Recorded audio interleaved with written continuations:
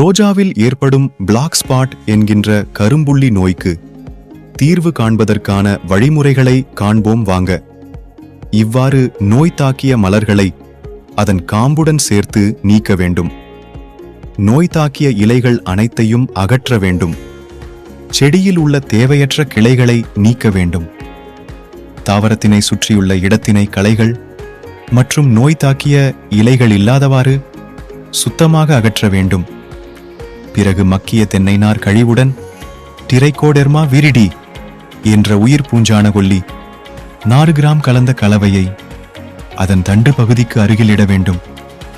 பிறகு கார்பன்டசிம் என்ற பூஞ்சான கொல்லி 1 லிட்டருக்கு 1 கிராம் என்ற அளவில் 15 நாளைக்கு ஒரு முறை தெளிப்பு கொடுக்க வேண்டும். இவ்வாறு செய்வதன் மூலம் பூஞ்சான தாக்கத்திலிருந்து செடியை மீட்டெடுக்கலாம்.